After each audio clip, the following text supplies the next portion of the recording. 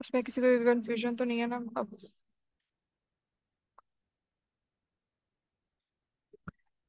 और इसके अलावा जो actually before actually start this slide, एक और ये था कि जो इन्फ्रेंस या जो हम जो प्रिडिक्शन मॉडल्स का कह रहे थे, तो उसमें कोई कंफ्यूजन है अभी? Like if you guys have that तो फिर पहले उसको देख लें। सरमार, have you read it at your own end?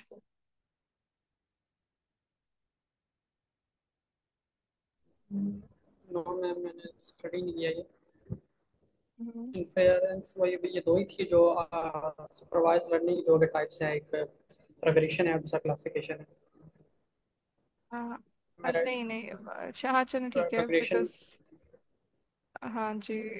Okay, चलो फिर उसी को ही आगे कंटिन्यू करते हैं जो हमने कल पढ़ा है, rather then switching back and forth, क्योंकि उससे फिर कंफ्यूजन होगी बाकी पार्टिसिपेंट्स में भी।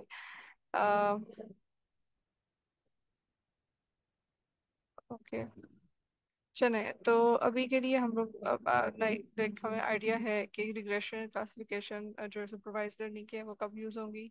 ठीक है, और हमें अब यहाँ पे जो अनसुपरवाइज्ड है वो क्या है और सुपरवाइज क्या है, इनकी डिफरेंसेस का भी आइडिया हो चुका है। और मशीन लर्निंग का वर्कफ्लो भी हमने यहाँ पे देख लिया है। ठीक। ओके सो एक कुछ क्वेश्चंस हैं, ठीक है, इनको पहले मैं देख लेती हूँ फिर उसके बाद हम आगे चलते हैं।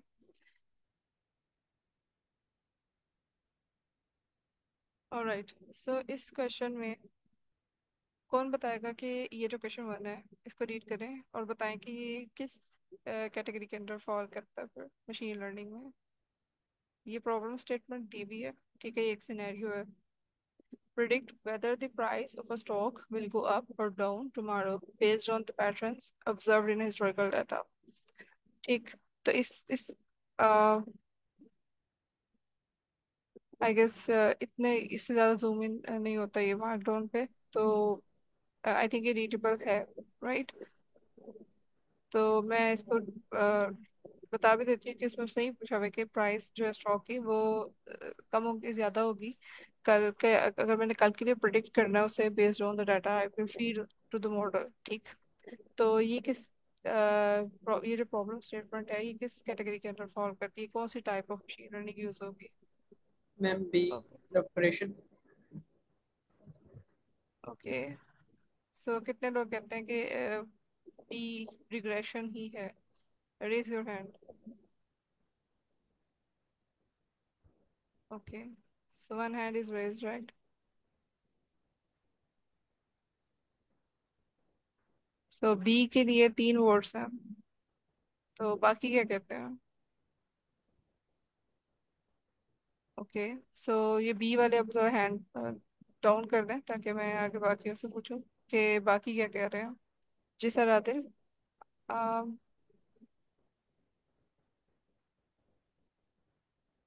तो मिस इसमें दोनों लग सकते हैं, क्लासिफिकेशन और रेग्रेशन। अगर हम इसको टारगेट डेटा दे दें कि अप होगा या डाउन होगा, बल्कि रेग्रेशन ही मिस क्लासिफिकेशन ही होता है। रेग्रेशन तो उसके लिए होता है ना, न्यूमेरिकल के लिए। इसमें तो हम वो कैटेगरी फाइंड कर रहे हैं।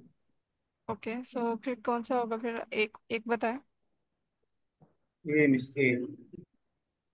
ए वाला? ओके, सो कितने लोग कहते हैं कि ये ए है? मुझे भी लग रहा है miss classification. Can you repeat that? आपने क्या कहा? Classification. Okay, yes yes, okay that's good. हाँ जी बिल्कुल, अगर मतलब कि हमें मेजोरिटी जो पार्टिसिपेंट्स जो रिग्रेशन कह रहे थे मोस्ट प्रोबेबली वो स्टॉक का जो वर्ड है ना उससे कंफ्यूज हुए हैं कि कंटिन्यूस डाटा होगा।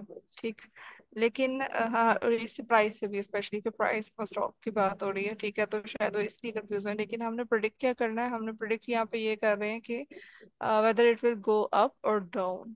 ठीक है, तो यानी कि हम ये दो कैटेगरीज प्रिडिक्ट करें कि क्या वो जो है वो ऊपर जाएगा वैल्यूज की मार्केट शेयर या नीचे आएगा।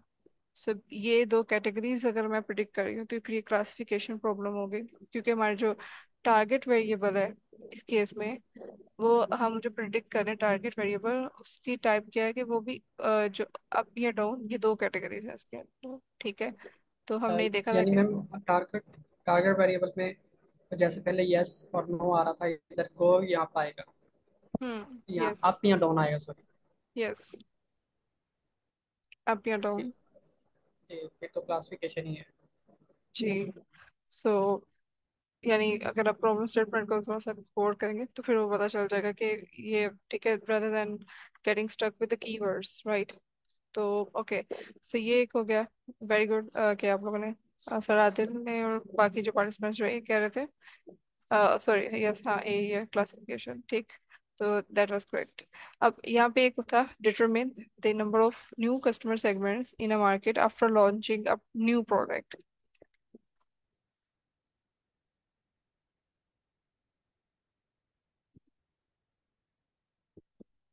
एक हमने number of new customer segments बताने हैं कि मार्केट में न्यू कस्टमर सेगमेंट्स कौन से आए हैं, number of new customer segments किसी भी न्यू प्रोडक्ट को लॉन्च करने के बाद।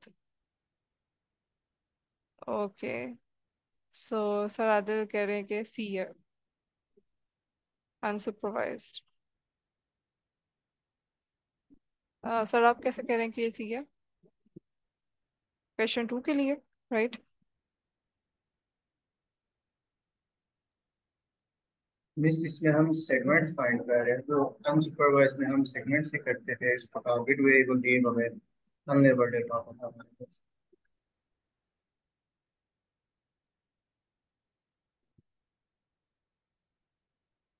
ओके, बाकी सब क्या कह रहे हैं? बाकी जो सर हमारे हैं वो ये कह रहे हैं कि बी है। So can you tell the reason? Yes ma'am, उन्होंने कहा कि ये determine the number of new customers. We have to determine the number of new customers, and it is a numerical data. So prediction variable will be target variable will be a numerical values, a numerical number. So that's why I think that it's a regression. Okay, so अब sir का point of view के number की बात हो रही है, तो आप कह रहे हैं कि ये रिग्रेशन है। जी में ओके, ओके, और इसके अलावा बाकी कोई रीजनिंग?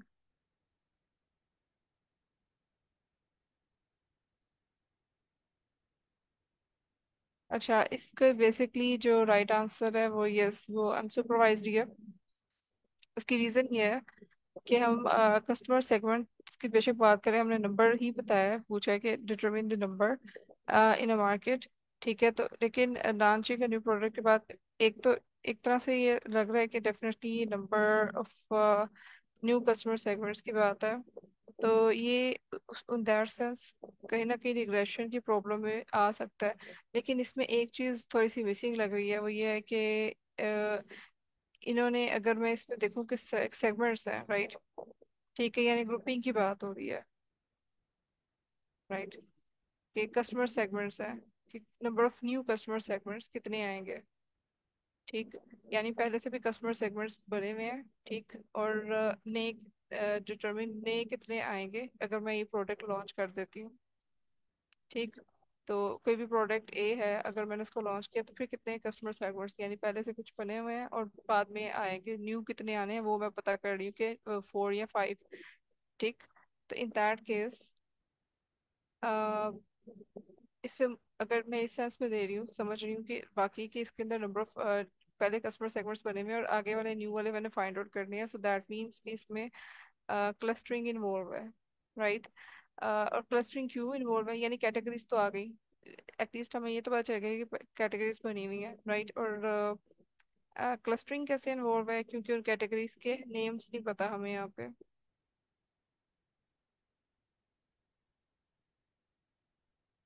राइट। जैसे उसने यहाँ पे कैटेगरीज के नेम बता दी थे अप एंड डाउन, राइट। यहाँ पे कस्टमर सेगमेंट्स की क्या लेबल्स होंगे, ठीक है, वो हमें यहाँ पे नहीं पता। I hope it is clear now.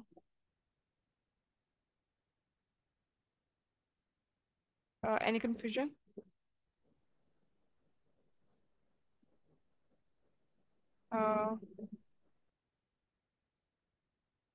मेरी आवाज आ रही है? जी मैम, आ रही है ओके। मैम। ओके। सो किसी को क्वेश्चन तो नहीं है इसमें, कोई कंफ्यूजन? क्लियर हो गया इसमें जो ओके, है अब कोई। नेक्स्ट क्वेश्चन बताएं। जी, दैट्स गुड। ओके, सो फिर अब नेक्स्ट क्वेश्चन देखें। नेक्स्ट क्वेश्चन है कि predict the exact number of sales a new store will make in its first month. Okay, 1 second, let me just. Regression होगा बस इसका, regression, D answer. That's good. अच्छा, and what about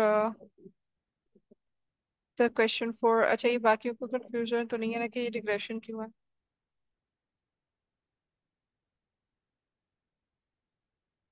क्योंकि हमने exact number of sales की बात की है, तो फिर वो नंबर ऑफ सेल्स जो है उसमें राइट, ये हम जो है ये कंटिन्यूस डाटा भी हो सकता है, ठीक, तो इसलिए हम इसमें रिग्रेशन की बात करेंगे। ठीक, ये रिग्रेशन के अंडर आता है, इसमें कैटेगरीज नहीं है। ठीक, अब इसके अलावा अ, यहाँ पे क्वेश्चन 4 में classify series into different climate zones based on temperature precipitation data.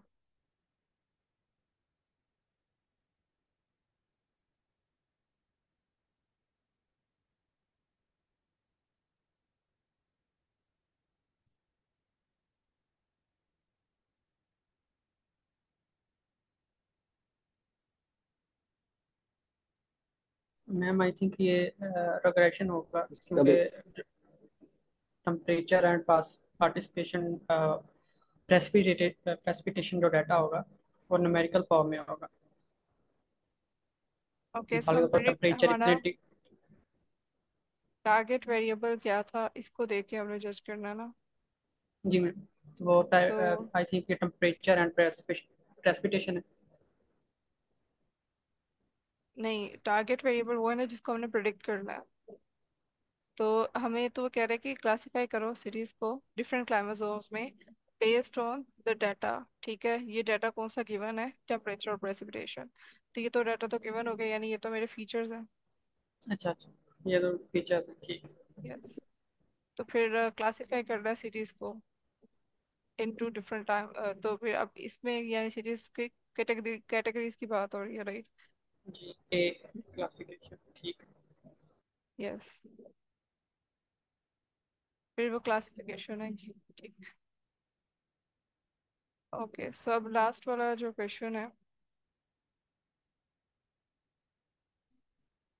अ, इसका answer, analyse customer reviews to rate the sentiments as positive, neutral और नेगेटिव। सर हाशिर आप बताएंगे इसका आंसर, जो क्वेश्चन 5 है।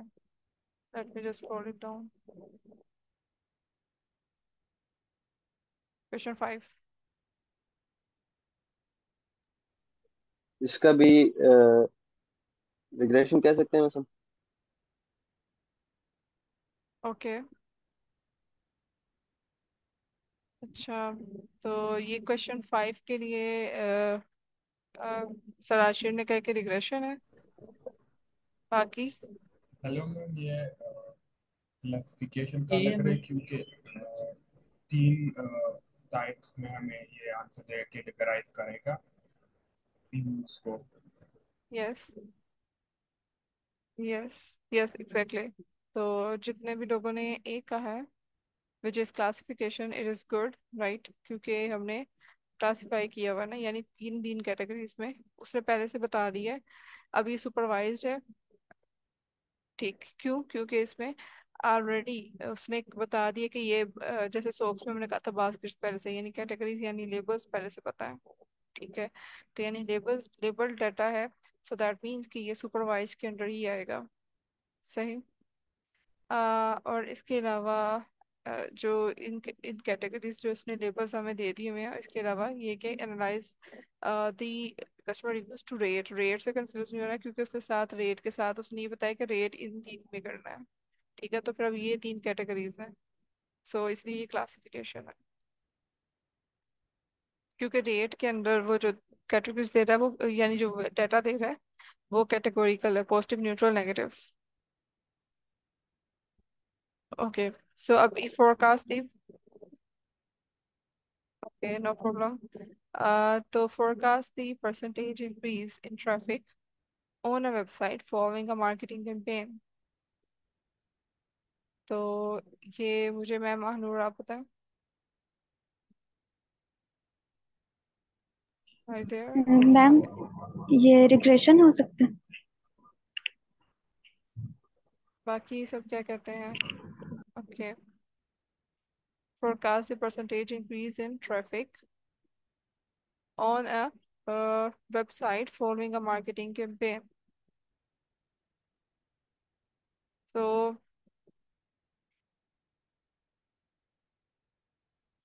ओके, सो बाकी सबका भी ये आंसर है। रिग्रेशन ही होगा मैम मिस मेरे ख्याल से भी। यस वही है। यस वही है, क्योंकि इसमें जो परसेंटेज इंक्रीज है हमारा target variable, it will be a continuous data, right, as per our perception, like कि ये कंटिन्यूस ही है, तो फिर इसलिए रिग्रेशन कहेंगे इसको। Okay, that's fine. चलें अब इस ये जस्ट एक रिफ्रेशर एक्टिविटी थी जिसमें थोड़ा टाइम ज़्यादा लग गया, लेकिन it was like I wanted to know कि अंडरस्टैंडिंग जो कल हम लोगों ने की है, बिकॉज उसमें कोई कंफ्यूजन तो नहीं रह गई। ठीक, तो इसलिए मैंने सोचा कि ये होनी चाहिए। ओके, सो अब हमने कल लास्ट टाइम तक ये पढ़ा था कि हम फीचर्स एक्सट्रैक्ट करके, टेस्ट ट्रेन स्प्लिटिंग करके, फिर उसके बाद ट्रेनिंग करके, 80-20 में यूजली होती है। ठीक है, तो हमने 80% डाटा ले लिया ट्रेनिंग के लिए, ठीक, और 20% डाटा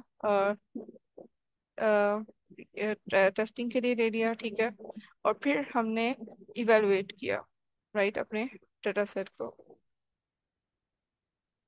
अब जो इवेलुएशन मैंने कर रही हूँ ना यहाँ पे, ठीक, तो अगर इवेलुएशन अब होगी कैसे? ठीक है, एक तो फर्स्ट ऑफ ऑल ये है कि मैं पर्टिकुलर मैट्रिक्स यूज करूँ। ठीक है, और फिर उसमें से पता करूँ कि क्या मेरा स्कोर अच्छा आता है या नहीं आता, और अगर मैं सेटिस्फाइड हूँ उससे कि ये मेरे थ्रेशोल्ड जितना मैं मतलब एक मार्जिन रखा था कि इतनी एक्यूरेसी इतना स्कोर आना चाहिए उतना ही है, तो देन इट्स फाइन कि मॉडल ने बिल्कुल ठीक काम किया। लेकिन अगर उससे गंदा स्कोर दिया है तो इसका मतलब ये है कि मुझे अब दोबारा ट्रेनिंग पे जाना चाहिए।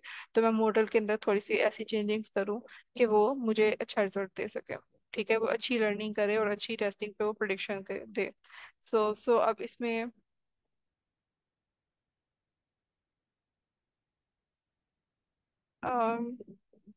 सेकेंड, यहाँ पे ऊपर जाना पड़ेगा मुझे थोड़ा सा। Just give me a moment। तो हम सुपरवाइज मशीन लर्निंग में कल ये देख रहे थे कि आई थिंक हमने सारा गो थ्रू कर लिया था कि क्लासिफिकेशन और रिग्रेशन क्या है। फिर उसके बाद हमने देखा कि ग्राफ में अब 2D ग्राफ जो होता है, यानी मतलब यानी जो हम हमारे पास अगर सिर्फ दो वेरिएबल्स हैं तो फिर उनके प्लाट करना इजी हो जाता है, राइट, अगर मेरे पास कम वैल्यूज हैं। और बाज़ का हम उसमें खुद भी इन्फ्लुएंस अपनी लगा सकते हैं कि ये पैटर्न बनता है। लेकिन अगर मेरे पास वेरिएबल्स ज़्यादा हों, यानी इस तरह से, तो इससे इससे ज़्यादा वेरिएबल्स हों, तो फिर हमें डेफिनेटली मॉडल ही अप्लाई करना पड़ता है जो मल्टीपल डायमेंशंस में से हमें देख के बताया था कि क्या कैटेगरीज हैं और क्या आपस में इनका पैटर्न है। ठीक, तो ये हम देख रहे थे कि इस तरह से क्लासिफाइड वगैरह जो भी हम लगाते हैं, ठीक है, अगर मैं फर्ज करें यहाँ पे मैंने कोई प्लॉट किया, तो ये मैं बाय विजुअली भी, लाइक, मुझे मैनुअली भी देख के यानी पता चल रहा है। अगर मैं कोई इस पे ना भी कोई क्लासिफाइड रोड लगाऊं तो मुझे आइडिया हो रहा है कि ये ब्लू वाली साड़ी एक साइड पे है। ठीक है, ठीक, और ये रेड है ज्यादा सारा एरिया। ठीक, तो यानी इससे देख के मुझे आइडिया हो रहा है कि अगर जीपीए 4 से ज्यादा है, ठीक है, टेस्ट रिजल्ट्स में, तो वो एक्सेप्टेड ही है। ठीक है, ब्लू वाले एक्सेप्टेड है। तो यानी अगर आपका जीपीए यहाँ पे 4 से ज़्यादा बन रहा है तो ये सारे एक्सेप्टेड कैटेगरी के अंदर ही आएंगे, और जो जिनका कम है वो सारे रेड वाले हैं। ठीक है, जो कि इस ग्राफ के मुताबिक, यानी कि वो नॉट एक्सेप्टेड है। तो ये तो लाइक मुझे भी यहाँ से एक मैनुअली देख के इंसाइट मिल गई, लेकिन अगर वेरिएबल्स ज़्यादा हो तो मैं ये इंसाइट देख के नहीं ले सकती। लेकिन हाँ, इसके अगर मैं यहाँ पे शुरू से लाइक मॉडल ही लगाती हूँ, लाइक जैसे यहाँ पे स्पोर्ट वेक्टर मशीन है। स्पोर्ट वेक्टर मशीन जो मॉडल है इसका बेसिकली काम कैसे करता है, ये एक प्लेन ड्रॉ कर देता है, हाइपर प्लेन, दो कैटेगरीज के दरमियान में। यानी अगर मैंने वेरिएबल्स हैं बहुत ज़्यादा नहीं है, यानी कि अगर तो मैंने टू डायमेंशनल डाटा लिया हुआ है तो वो भी एक सिंगल जो प्लेन है उससे, फर्ज करें एक ये कुछ डाटा पॉइंट्स ऊपर थे, कुछ डाटा पॉइंट्स नीचे थे, ठीक है। ये ठीक है, ये सर्कुलर है, ये जरा रोटेट फॉर्म में है। तो इन दोनों, इसने दोनों को कैटेगराइज कर दिया हाइपरप्लेन से। लेकिन अगर थ्री डायमेंशनल डाटा हो, ठीक है, तो उस केस में क्या होगा कि वो हाइपर प्लेन एक ड्रॉ करेगा, ठीक है। ये तो सिंपल उसने एक लाइन से ये शो किया ना। तो जब थ्री डायमेंशन या उससे ज्यादा डायमेंशन होती हैं तो फिर वो एक हाइपर प्लेन से मल्टीपल डायमेंशंस का जो डाटा है उसको सेपरेट आउट कर देता है, ठीक है। उतने हाइपर प्लेन्स बना देगा, सही कि आपस में ये उतनी डायमेंशंस में जितनी भी हमने वेरिएबल्स पढ़ते जा रहे हैं, नंबर ऑफ फीचर्स बढ़ रहे हैं, ठीक है, उस हिसाब से वो उसको लाइक डिफरेंट कैटेगराइज करने के लिए उतनी ज्यादा हाइपर प्लेन्स ऐड करता जाएगा, सही। तो अब यहाँ पे सिंपल एग्जांपल है, तो इसमें उसने एक यहाँ पे एक कह लें कि लीनियर क्लासिफायर से हमने जब कहा तो इसने एक लाइन ड्रॉ की है दो डिफरेंट को करने के लिए। हमने कल भी देखा था कि इसमें गलती थोड़ी सी उसने डेफिनेटली की है मॉडल ने करते हुए कि उसने जो अब ये रेड वाला था ये रेड कैटेगरी के अंदर जाना चाहिए थे, लेकिन ये ब्लू में फॉल कर रहा है। इसी तरह से मतलब कि ये एक थोड़ा सा ये गलत है। और यहाँ पे जैसे ब्लू वाला है, ब्लू वाला डाटा पॉइंट ये रेड वाले सेक्शन में आया है, हालांकि इसको इधर होना चाहिए था। तो यानी इसने जो प्लेन ड्रॉ किया ना दोनों को कैटेगराइज करने के लिए, ये थोड़ा सा लीनियर था, ठीक है। हमने लीनियर क्लासिफायर इसके अंदर यूज किया था, पैरामीटर के अंदर सेट किया होगा एसवीएम का। तो इसलिए उसने एक स्ट्रेट लाइन यूं ड्रॉ कर दी जो कि बेस्ट फिट उसे नजर आई कि इससे कैटेगराइज हो रहा है, ठीक। लेकिन अगर हम इसमें थोड़ी सी ट्यूनिंग करते हैं, पोलिनोमियल ले आए हैं, पोलिनोमियल में उसने अब ये कर्व लेके आया है, तब कर्व से सिर्फ एक मिस्टेक हुई है, ठीक है। बाकी जो ब्लू वाले थे वो तकरीबन सारे सही है, ठीक। तो यानी थोड़ी सी एक्यूरेसी बढ़ गई। Excuse me, yes. Sport vector machine, polynomial classifier. ये स्पोर्ट वेक्टर मशीन एक जैसे आपने कल बताया था, स्पोर्ट वेक्टर मशीन एक एल्गोरिदम है। और ये जब इसके अंदर मॉडल है। हाँ, यस। जब इसके अंदर हमने पोलिनोमियल क्लासिफायर यूज किया है स्पोर्ट वेक्टर मशीन के अंदर, तो वो यस। मॉडल बन गया।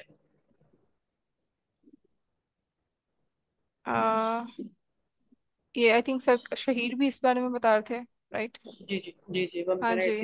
इसी तरह बताया था मैंने, जब एक्सपोर्ट वेक्टर हाँ मशीन के हाँ। अंदर जब हमने ये पोलिनोमियल क्लासिफायर या लीनियर क्लासिफायर लगाया है, तो वो एक मॉडल बन गया ये वाला। एक्चुअली देखें यह एक मॉडल ही है, लेकिन हम मॉडल अब इसको सर जो बात बताना चाह रहे थे ना कि दोनों ही मॉडल्स ही हैं मशीन लर्निंग के। लेकिन और असल में डिफरेंस क्या होगा कि मतलब मैं ये भी हालांकि स्पोर्ट वेक्टर मशीन ही है यूज किया मैंने इसमें, और ऊपर भी मैंने स्पोर्ट वेक्टर मशीन ही यूज किया, लेकिन फिर भी मैं कहूंगी कि इनका एल्गोरिदम तो सेम है, ठीक। यानी कि एल्गोरिदम क्या होता है कि लाइन ऑफ कोड्स है with certain set of instructions, like वो लाइन ऑफ कोर्स, ठीक है। वो तो अब इन दोनों के सेम है क्योंकि एल्गोरिदम पीछे सेम ही है, ठीक है, इन दोनों में जो यूज होगा। लेकिन ये दो डिफरेंट मॉडल्स हैं क्योंकि एक के अंदर मैंने जो पैरामीटर यूज किया वो लीनियर है, इसके अंदर मैंने पॉलिनोमियल यूज किया। तो यस, मैं ये कहूंगी कि ये दो डिफरेंट मॉडल्स हैं लेकिन ये एल्गोरिदम सेम है। ये पॉइंट था।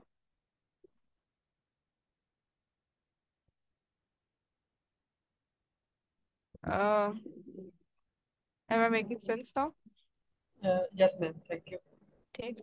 ओके सो फिर इसके अलावा यहाँ पे मजीद उसने रिग्रेशन का ही बताया था, लाइक हमने इसमें थोड़ा सा गो थ्रू किया था कि ट्रेनिंग डाटा में लाइक रिग्रेशन अप्लाई करें लीनियर वैसे, तो वो इस तरह से एक बेस्ट फिट लाइन एक ऐसी ड्रॉ करती है जिससे ट्रेंड पता चल सके, ठीक है, डाटा पॉइंट्स का। तो जैसे यहाँ पे देख के पता चल रहा है कि बाय द इंक्रीज, जैसे जैसे humidity left to right increase हो रही है तो टेम्परेचर जो है वो नीचे की तरफ आ रहा है, डिक्रीज हो रहा है, ठीक। तो हमारा जो मॉडल है फर्स्ट का उसने मुझे एक रिग्रेशन लाइन ये दे दी, ठीक है, जिसमें मैक्सिमम, और इससे बेस्ड फिर मैं मतलब कि कोई भी अननोन भी वैल्यू ह्यूमिडिटी की होगी तो मैं उससे प्रिडिक्ट कर सकती हूँ कि टेम्परेचर उस टाइम पे क्या होगा, ठीक है। या ह्यूमिड टेम्परेचर की वैल्यू मुझे पता हो तो मैं ह्यूमिडिटी की प्रिडिक्ट कर सकती हूँ, ठीक। सो इस तरह से लाइक ये ट्रेनिंग को टेस्टिंग वर्क कर रही होती है, ठीक है। ये आप ये वाला क्योंकि इसमें वेरिएबल्स कम है, डायमेंशंस कम है, तो ये वाले काम तो आपने माइक्रोसॉफ्ट एक्सेल पे भी किए होंगे, राइट। यानी लेकिन मैम ये एक ही एक ही वेरिएबल है मिसाल के तौर पर। तो जैसे पहले हमने पहले पोलिनोमियल लीनियर का बता रही थी पहले जो वेक्टर मशीन के अंदर, उसमें तो उसमें तो जो है मैम दो कलर आ रहे थे ना, हम्म, उसमें एक ही कलर आ रहा है। नहीं वो, अच्छा वो सिर्फ उसको क्लासिफाई करके बता रहा था कि क्लासिफिकेशन, वो क्लासिफिकेशन की एग्जांपल थी ना, ये इसने रिग्रेशन की एग्जांपल दी हुई है। क्लासिफिकेशन थी तो उसमें तो कैटेगरीज ही नजर आनी थी ना आपको, तो उसने दो कैटेगरीज को इस तरह से डिवाइड किया हुआ था। लेकिन ये रिग्रेशन प्रॉब्लम है जिसमें टेम्परेचर और ह्यूमिडिटी है, राइट। तो उसके लिए उसने जो फिर वो बताया है कि उसमें फिर ये एक लाइन हमें मिलेगी जो बेस्ट फिट लाइन होगी, कि जिसमें से वो ये कोशिश करेगा कि ऐसी लाइन हो, ड्रॉ करे जिसमें मैक्सिमम डाटा पॉइंट्स गुजर सके, और जिसमें से जो न्यू वैल्यू आएगी ना टेस्टिंग डाटा के केस में, ठीक है, जैसे यहाँ पे उसने पहले ये टेम्परेचर फाइंड ये ट्रेन किया था, ठीक है, इस तरह से इस डाटा पे ये लीनियर रिग्रेशन अप्लाई करके यहाँ पे ट्रेनिंग हुई, ठीक है, मॉडल ने ये चीज लर्न कर ली, ठीक है, कि ये इस तरह से ट्रेंड है। ठीक, उसके बाद अब उसने जब नया टेम्परेचर को भी फाइंड आउट करना होगा तो इसी लाइन को यूज करेगा एज अ गाइडलाइन, जो उसने पैटर्न समझ लिया हुआ है, और उसके हिसाब से वो करेगा, ठीक है, फाइंड आउट करेगा कि टेम्परेचर उस उसका कितना होगा पर्टिकुलर ह्यूमिडिटी के पॉइंट पे, ठीक है। तो अगर मैं टेस्टिंग डाटा अब नया लिया ना मैंने, ये ट्रेनिंग डाटा नहीं है, ये टेस्टिंग डाटा है, तो इसने उसी जो बेस्ट फिट लाइन उसने दी थी, उसी से ही अभी अननोन डाटा पॉइंट सारे जितने भी डाटा पॉइंट्स थे, जैसे मैंने यहाँ पे बताया कि अगर फर्स्ट करें ये एक डाटा पॉइंट यहाँ पे है, तो उसने उस डाटा पॉइंट के लिए ये इसके क्रॉस देखा कि टेम्परेचर कितना आ रहा है। तो इसी तरह से अगर मैं टेस्टिंग डाटा में ये सारे, जिस तरह ये नीचे शो हो रहा है कि ये सारे इतने सारे ढेर सारे डाटा पॉइंट्स हैं, तो उन सबको ये इतने सारे डाटा पॉइंट्स के लिए, हर डाटा पॉइंट के लिए जितने भी ये हैं यहाँ पे शो हो रहे हैं और टेस्टी में शो हो रहे हैं, उस हर का उसने यहाँ से डिस्टेंस मेजर करना है और बता मतलब उस हिसाब से प्रिडिक्शन करके बता देना है। लेकिन अगर ये अच्छी लाइन ड्रा नहीं ना करेगा तो प्रिडिक्शन भी डेफिनेटली खराब हो जाएगी। उसने पैटर्न बेस्ट फॉर लाइन जो है सही नहीं दी, ठीक है, यानी उसने ट्रेनिंग में कुछ इशू किया, तो वो हम देखते हैं आगे क्या, ठीक है। ये हमने रिग्रेशन क्लासिफिकेशन काफी देख लिया था, ठीक। तो फिलहाल के लिए इतना कि ये किस तरह से मॉडल काम कर रहा है यहाँ पे, ठीक, कि क्लासिफिकेशन के केस में हमें वो कैटेगराइज करने के लिए प्लेन्स में या लीनियर या पॉलिनोमियल कर्व टाइप बना के दिखाएगा, और रिग्रेशन के केस में इस तरह से एक बेस्ट फिट लाइन आती है, ठीक। और वो बेस्ट फिट लाइन वो होती है कि जिसमें उसे उसे पता हो कि मैक्सिमम डाटा पॉइंट्स कवर हो रहे हैं उसके अंदर, हम मैंने वो ट्रेनिंग के दौरान वो वाली ड्रॉ करेगा जब मैं उस पर मॉडल अप्लाई करूंगी, ठीक, कि मेरे पास ये डाटा था ट्रेनिंग डाटा। तो रिग्रेशन का कोई भी जब मैंने मॉडल अप्लाई किया, क्यों रिग्रेशन का अप्लाई किया, क्योंकि इसमें कंटिन्यूस डाटा है, टारगेट वेरिएबल अगर मैं टेम्परेचर फाइंड आउट करना चाह रही हूँ, प्रिडिक्ट करना चाह रही हूँ, तो ये एक कंटिन्यूस डाटा है टेम्परेचर का, तो इसलिए ये एक रिग्रेशन प्रॉब्लम हुई, ठीक है। तो मैंने उसमें रिग्रेशन का एक मॉडल लीनियर रिग्रेशन लगाया। उसके बाद मैंने जो है इसमें जो भी मॉडल ने लर्न किया है, ठीक है, उसने एक बेस्ट फिट लाइन से लर्न किया कि ये है, और उसके बेस पे वो फिर सारे प्रोडिक्शंस कर रहा होगा, ठीक है, टेस्टिंग डाटा के ऊपर भी वो अप्लाई करके देख लिया। तो ये था क्लासिफिकेशन और रिग्रेशन के मॉडल की वर्किंग, ठीक है। अब नेक्स्ट जो अनसुपरवाइज लर्निंग है, हम ये कह रहे थे कि सुपरवाइज के तो ये दो फ्लेवर्स देख लिए, क्लासिफिकेशन और रिग्रेशन। तो अनसुपरवाइज के केस में हमने देखा हुआ है कि क्लस्टरिंग होती है, ठीक है, कि इसमें कोई लेबल डाटा नहीं होता, कोई टारगेट वेरिएबल नहीं है, अनसुपरवाइज्ड है, कोई गाइडेंस हम नहीं दे रहे, वो खुद ही पैटर्न लर्न करके हमें कैटेगराइज करके क्लस्टर्स बना के दे देगा कि ये है, ठीक है, उससे पैटर्न डिटेक्ट करने की कोशिश करता है और फिर हमें क्लस्टर्स बना देता है, ठीक है, और ये सारे डाटा सेट को देखता है सही रूप से, होल डाटा सेट। तो इसमें यूजली जो इसकी फर्दर अगर हम देखें तो इसमें अनसुपरवाइज के अंदर क्या क्या है, इसकी अम्ब्रेला के अंदर क्लस्टरिंग है, एसोसिएशन है और एनोमली डिटेक्शन है। एनोमली यानी ये जो हम फाइंड आउट करते हैं कि ज्यादा, ठीक है, सेपरेट कोई ट्रेंड से हटके कोई चीज है। तो क्लस्टरिंग तो हमने पहले भी काफी दफा डिस्कस कर ली, कि जैसे हम ये कल भी कह रहे थे कि यस। यानी कि मैम ये जब हम सुपरवाइज लर्निंग करेंगे तो इसमें टेस्टिंग का जो है, जैसे हम इसको इस लर्निंग में डाटा को दो टाइप में डिवाइड कर देते हैं। एक को अ, एक को क्या कहते हैं ट्रेनिंग में और दूसरे को टेस्टिंग में। तो इसको ऐसे नहीं करते जैसे आपने आपने कहा ना कि इसको इस सारे डाटा को लेता है। नहीं नहीं, देखें डाटा सारा मीन्स कि अब क्या चाहिए इसमें ना, एक चीज मैं बताती हूँ कि लुक से और डाटा सेट क्यों है, वो क्या था। हम जब टेस्टिंग कर रहे होते हैं, ठीक है, तो हम वो उसमें ट्रेनिंग के दौरान तो हम वो टारगेट वेरिएबल देते हैं उसे कि ट्रेन हो जाए, साथ उसे पता चल जाए कि जो आंसर है वो ये क्या है, ठीक है, पर्टिकुलरली। लेकिन हम टेस्टिंग डाटा में वो कॉलम निकाल देते हैं क्योंकि उसका आंसर हमें हमने उससे निकलवाना है, ठीक है, ताकि वो प्रिडिक्ट करे। सही। तो इस केस में वो नहीं होता कि हम कॉलम को ही नहीं निकालते क्योंकि टारगेट वेरिएबल हम किसी को समझ ही नहीं रहे, तो कॉलम नहीं हम निकालेंगे। हम सारे डाटा सेट उसको देते हैं और हम उसको कहेंगे कि इसमें ट्रेनिंग करके प्रिडिक्ट कर दो। यानी पैटर्न क्लस्टरिंग करके बता दें, या जो भी उसने नॉर्मली डिटेक्ट कर दिया, जो भी हम उस पर रिस्पेक्टिव लगाएंगे एप्लीकेशन मॉडल वगैरह के लिए। ठीक। Does that answer your question? Ma'am यही पूछ रहा हूँ कि इसमें जो है हम डाटा को दो इसमें डिवाइड नहीं ना करेंगे अनसुपरवाइज लर्निंग में, ट्रेनिंग नहीं डाटा करेंगे, और करेंगे टेस्टिंग डाटा ट्रेनिंग में। का। अच्छा, इसमें वो फिर क्योंकि हम मैम ऐसा करते हैं, यस। जी, मैम वो जो कंटिन्यू आपने क्वेश्चन। यही सेम बात उसे सुपरवाइज, मैम आवाज़ आ रही है मेरी? हाँ जी, आ कि रही है। मैं कह रहा था,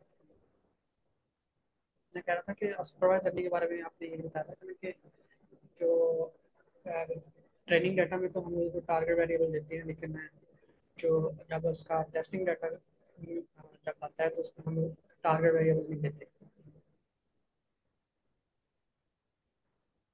हम्म। तो अनसुपरवाइज लर्निंग में भी सेम ही बात है क्या फिर?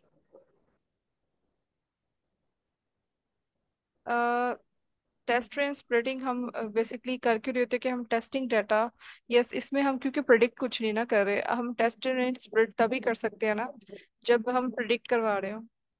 तो इसमें तो हम कुछ प्रिडिक्ट नहीं करवा रहे। मतलब कि सुपरवाइज्ड और अनसुपरवाइज के अगर आप रोज देखें तो हमने डिस्कस किया था कि सुपरवाइज के अंदर या तो हम वो पैटर्न यानी जो रिलेशन है टारगेट वेरिएबल का कॉलम वेरिएबल्स के साथ कैजुअलिटी वो देख रहे होते हैं, ठीक है, या फिर हम जो प्रिडिक्शन है उसे करवा रहे होते हैं। तो अनसुपरवाइज के केस में हम एक अननोन वैल्यू की इस तरह से प्रोजेक्शन नहीं करवा रहे होते हैं, हम सिर्फ पैटर्न डिटेक्ट कर रहे होते हैं। मतलब कि कोई न्यू जो कोई वैल्यू हम प्रिडिक्ट नहीं करवा रहे होते इसमें।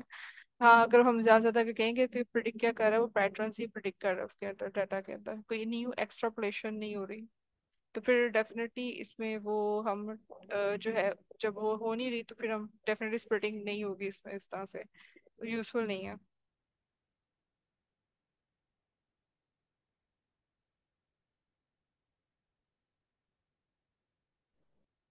Does that answer question?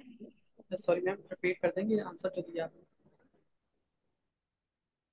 Okay, so basically इसमें ये हम देखेंगे लेटर ऑन, लेकिन अभी के लिए मैं समझ रही हूँ, लाइक देखें मेरी जो अभी तक की अंडरस्टैंडिंग है उसके मुताबिक ये है कि प्रिडिक्शन देखें हम इसमें नहीं करवा रहे, ठीक है। तो we will not be comparing तो उसकी ट्रेनिंग या टेस्टिंग।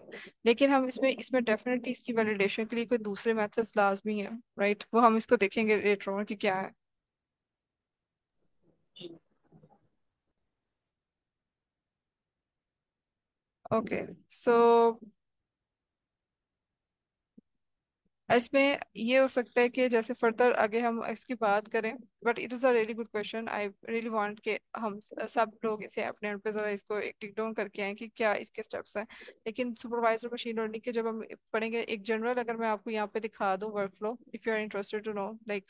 लेकिन ये भी एक सुपरवाइज मशीन लर्निंग का जो लीनियर रिग्रेशन है, मैंने उसका ये किया हुआ है, ठीक है, कि उसमें अब जैसे यहाँ पे सिर्फ दो वेरिएबल्स हैं, तो मैंने एक्स और वाई डिफाइन करके कि जो सा मैंने अ, से ट्रेन जिस पे करवाना है, जो मैंने प्रिडिक्ट करवाना है, ठीक है, वो मैंने यहाँ पे यूज किया है, ठीक। और फिर मैंने यहाँ पे उसका एक साइकिट लेंथ सही हुए कि है टेस्ट ट्रेन स्प्लिटिंग, वो इंपोर्ट किया, ठीक। और जो वेरिएबल्स थे वो दिए एक्स और वाई के, जो मैंने एक जो फीचर था और एक जो मैंने, इसमें सिर्फ दो ही कॉलम्स हैं इस डाटा सेट में, इट्स एन इजी वन, ठीक है। तो इसमें जो मैं देख रही हूँ ना बेसिकली, इसमें ईयर्स, ये मैंने सिर्फ ईयर्स एक्सपीरियंस यानी सैलरी इन दो को लेके चल रही हूँ। तो मैंने टेस्ट रेंज स्प्लिटिंग इसमें करवाई है। सही।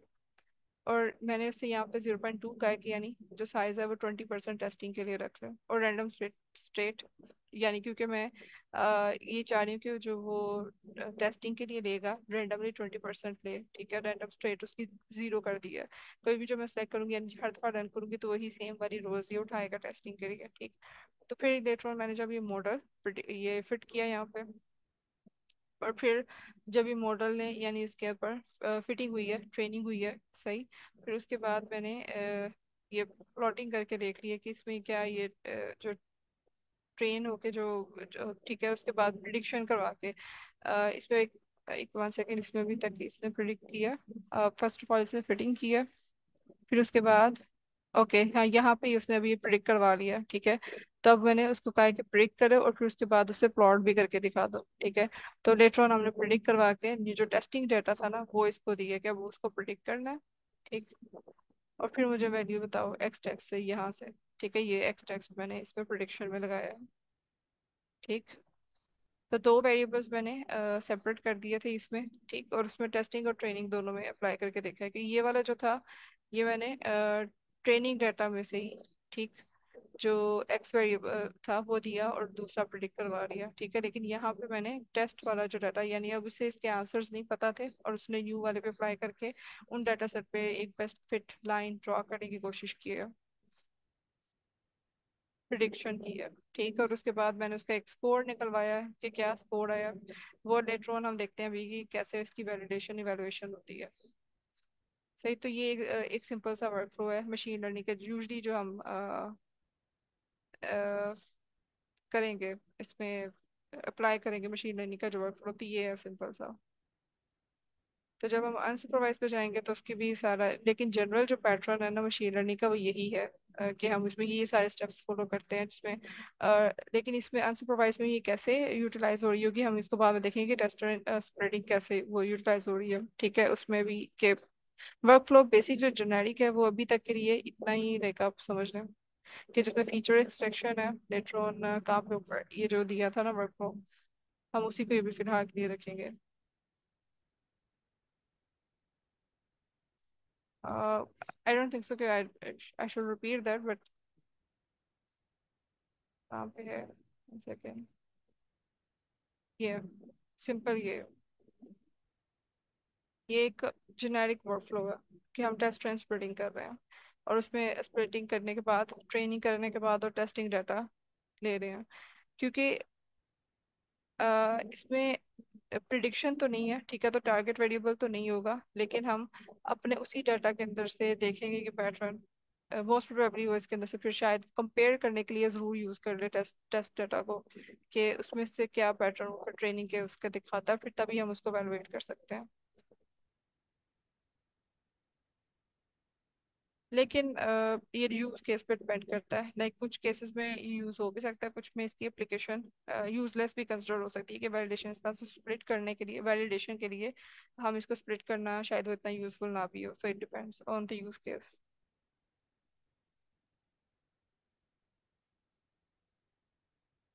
ठीक। यानी कि अगर इसमें कुछ आप अगर अपने आप पे एग्जांपल्स एक्सप्लोर करेंगे ना, ठीक है, कि टेस्ट एंड स्प्लिट अनसुपरवाइज के केस में किन में यूजफुल है करना, कहीं पे नहीं है, ठीक है। तो आप देखेंगे कि जैसे नॉर्मली डिटेक्शन वगैरह है, ठीक है। तो फिर में भी आपको इसमें शायद ज्यूम करना, लाइक आप इसको यूज करें, अप्लाई करें इस तरह से, लेकिन वैसे दूसरे यूज केसेस में नहीं भी हो सकता।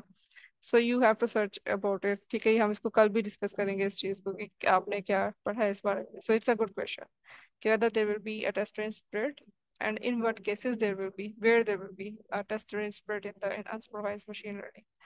So we will definitely continue from here. अब आगे यहाँ पे जो आ, इसके बाद हम लोग ओके, सो यहाँ तक बात होगी कि मॉडल ने प्रिडिक्शन कैसे कर दी, ठीक है। क्लासिफिकेशन में की केस में उसे कैटेगराइज किया और यहाँ पे जो हमारे पास रिग्रेशन के केस में उसने एक बेस्ट फिट लाइन, और हमने देखा कि अनसुपरवाइज में इस तरह से क्लस्टरिंग किसी भी बेस पे हो सकती है, कलर क्लस्टरिंग भी हो सकती है, ओरिजिनल ओरिजिनल क्लस्टरिंग भी हो सकती है ओरिजिन की बेस पे। लाइक अब वो इस पर डिपेंड करता है कि वो पैटर्न किस तरह से लर्न कर रहा है। तो कल भी क्वेश्चन था कि हमें कैसे पता चलेगा कि कौन से फीचर पे बेस्ड उसने क्लस्टरिंग कर दी है। ठीक है, कि अब मैंने अनसुपरवाइज मशीन लर्निंग का मॉडल रन किया है, तो उसने किस बेस पे उसे मतलब कि दो कैटेगरीज कभी बना देगा, तो दैट मीन्स कि उसने शायद स्पीशीज की बेस पे डॉग्स हैं कैट्स या कलर की बेस पे उसने अगर किया होगा तो चार कैटेगरीज बना देगा, नहीं तो दो इस बेस पे भी हो सकती है, रीजन बेस पे भी हो सकती है। तो ये डिपेंड करता है कि डाटा हमारे पास कितना है। ठीक है, फर्ज करो कि हो सकता है कि उसमें ओरिजिन के हिसाब से लाइक वो कॉलम ज्यादा वो वेल वर्स्ड हो, ठीक है, या फिर अ, अ, ठीक है, वो इस हिसाब से डाटा पे डाटा सेट किस तरह का डिजाइन और ऑर्गेनाइज्ड है उस पे इस पे भी डिपेंड करता है।